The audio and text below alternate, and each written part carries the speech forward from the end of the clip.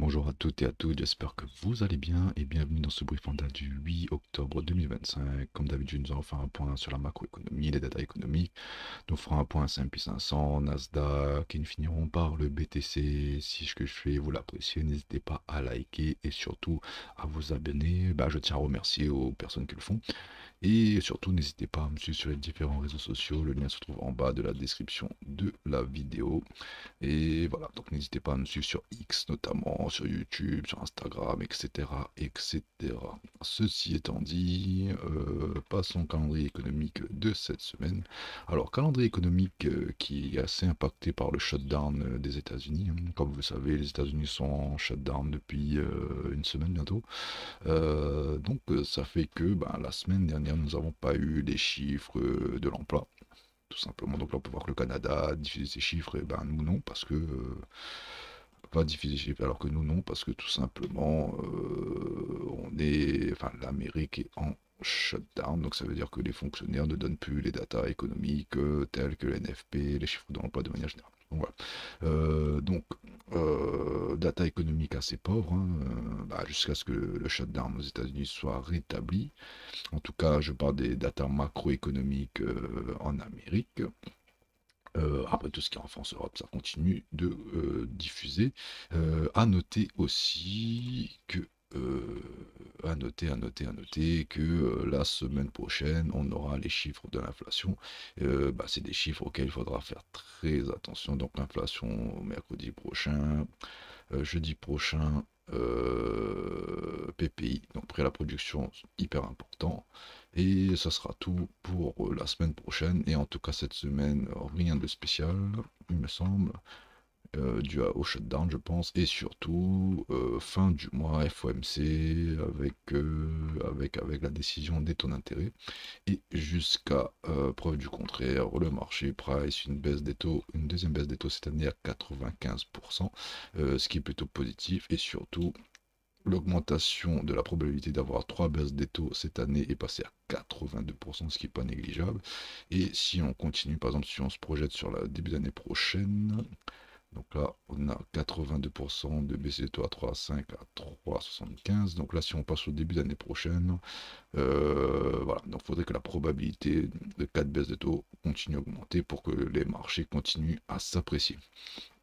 Ceci étant dit, donc semaine prochaine, surveillez bien les chiffres de l'inflation et aussi à surveiller l'éventuel retour des chiffres du chômage suite à la fin du shutdown.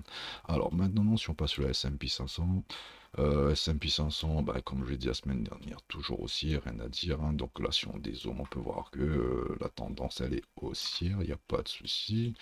On était dans dans ce petit retracement ici, sur lequel j'ai tracé l'expansion de ce petit retracement, donc du top au bottom. On peut voir que le S&P 500 a respecté son imbalance daily, donc pas de souci.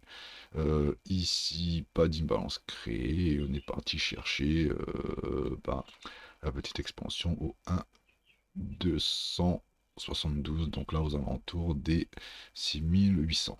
Donc là on a un nouvel ATH, donc l'ATH ici on va le mettre là, donc ATH sur le S&P 500. Et maintenant il faudra faire, si on veut rentrer en trade, il faudra chercher un petit peu le petit retracement, donc ici on peut voir. Donc on peut noter également, comme d'habitude, hein, éventuellement le plus bas de la semaine dernière. Donc là, le plus bas, il est assez loin. Ça m'étonnerait qu'on revienne retravailler ce niveau. En tout cas, si on revient retravailler ce niveau, ça voudrait dire que petit changement de tendance quand même, 2%. Bon, c'est pas énorme, donc pourquoi pas. Donc on va le marquer quand même. Ici, donc le plus bas de la semaine dernière. Et là, le but du S&P 500 pour moi, ça serait de déborder la TH et d'aller chercher éventuellement les 1,618 qui correspond au chiffre d'or, donc une expansion assez caractérielle des marchés après une petite consolidation. Donc voilà, donc moi sur le S&P 500 je reste haussier, mais attention, là les marchés commencent à surchauffer un peu, donc là on peut voir que depuis avril de cette année, tac, tac, tac, avril, donc ici, on est venu prendre le plus bas de 2024 par ailleurs. Depuis avril, on ne fait que monter, donc il faut faire très attention. Donc là, on est en fin d'année, ça commence à surchauffer. Effectivement, on a l'habitude en fin d'année d'avoir des marchés haussiers, mais attention, avant que le marché continue à monter, il pourrait y avoir un petit nettoyage, donc notamment le plus bas de la semaine dernière, comme je l'ai dit, qui est ici éventuellement, ou le plus bas de jeudi dernier, qui est ici. Pas d'imbalance ici, donc pas de résistance, parce que là, on voit qu'on s'est arrêté juste avant, donc moi, ça m'étonnerait pas qu'on vienne chercher ça à un moment donné.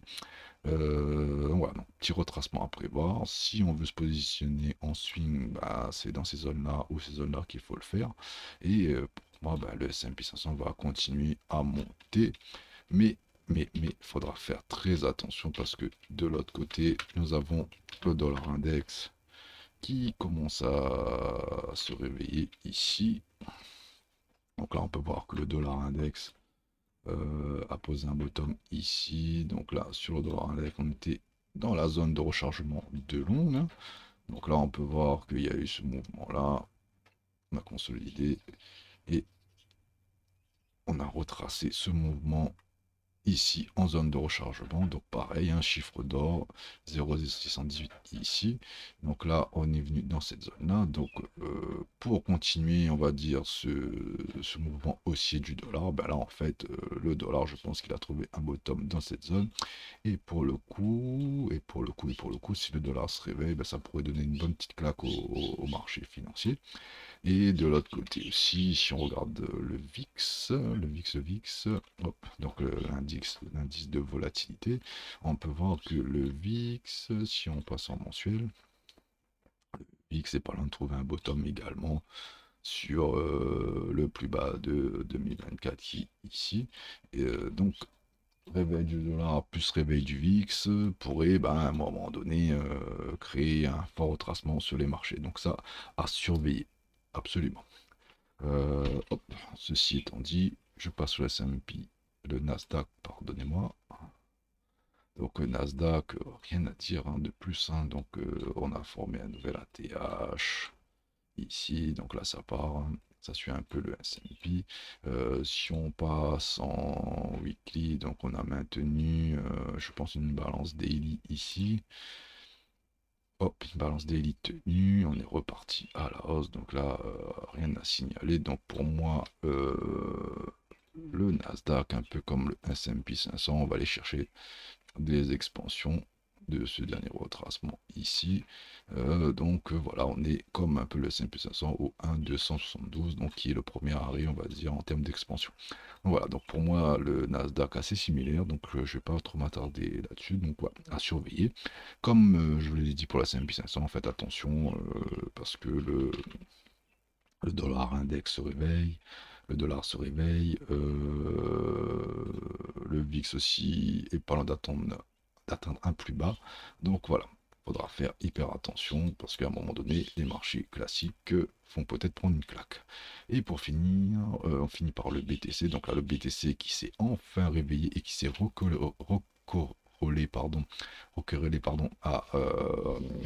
au marché traditionnel, c'est-à-dire Nasdaq, S&P 500. Donc là, on était sur des ATH, enchaînement d'ATH sur le S&P, le Nasdaq, et là, on peut voir que le BTC s'est corrélé à ce mouvement-là. Et voilà, on est venu faire un nouvel ATH qui est ici. Hop, attendez, je n'ai pas saisi le bon truc. Hop, ici, donc la nouvelle ATH. Non, tu veux pas. Hop, ici, on va faire comme ceci. Voilà. Hop, nouvelle ATH sur le BTC. Ici, donc aux alentours des 126 237. On peut voir, donc ça on peut enlever, ça c'était la moitié de cette mèche ici. Donc comme j'ai dit, était amenée à être retravaillée, donc elle a été retravaillée ici, retravaillée là, donc pas de souci. Et là on peut voir que comme je l'avais dit, si le BTC permet de faire un BPR dans cette zone là, c'est plutôt une bonne nouvelle, chose faite, hein. Donc pas de souci. Donc là je pense que le BPR il était en weekly, donc voilà, on avait une balance baissière, une balance haussière, pardon, une balance haussière, et voilà, on est venu contrebalancer ces imbalances là sans problème. Donc là c'est plutôt positif pour le BTC et il faudra attendre fin de semaine pour voir si on forme une balance ici, hein. Donc on peut la noter même si la semaine est pas encore terminée, mais si en tout cas si le BTC veut continuer son mouvement haussier, faut qu'il crée une balance pour mieux se relancer. Donc voilà, plutôt bon support pour le BTC, donc on pourrait avoir un mouvement de retrait. Donc là, la semaine, imaginons, se termine comme ça. On pourrait commencer la semaine ici, fermer toute cette imbalance aux alentours des 115 000, retravailler tout ça et puis bah, relancer une nouvelle jambe haussière sur le BTC. Sur le BTC, ce qui est plutôt encourageant, c'est qu'on peut voir que là, les inflows en termes de TF, bah, ça croît, hein. Donc là, on a des inflows croissants. Et le fait que sur le spot, on a pas mal d'achats, ben ça pourrait amener le BTC à pousser plus haut. Donc en résumé, sur le BTC, tant qu'on maintient cette imbalance là, qui n'est pas encore créée, quoique en journalier, je pense qu'elle y est, ouais.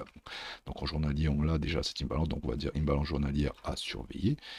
Tant que cette imbalance est maintenue, le BTC peut aller pousser plus haut en sachant que là, on atteint les objectifs que je me suis fixés sur le BTC.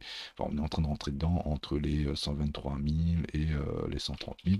Donc c'est pour ça, moi, j'ai commencé à décharger un petit peu le bag à nouveau parce que je l'avais déchargé un petit peu ici.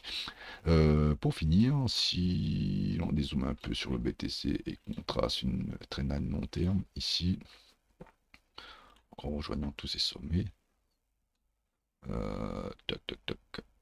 Ici, donc là on peut voir, si on trace comme ceci, là, on peut voir que bah, le BTC est en train de taquiner cette trendline tranquillement et je pense que c'est une trendline que beaucoup de traders observent. Donc dès le moment où on va casser cette trendline, je pense que le BTC va accélérer fortement et si jamais on reste buté sur cette trendline, bah, par contre là pour le coup on peut parier sur un retracement un peu plus conséquent du BTC et venir notamment reprendre le plus bas du mois d'août, il me semble. Et surtout, bah, bien récupérer les stops parce que là, il faut observer que le BTC est parti sans prendre ses stops avant. Donc ça, c'est pas trop positif pour moi. Ça impliquerait à un moment donné un retracement avant de continuer plus haut. Donc voilà, j'ai pas plus de choses à dire sur le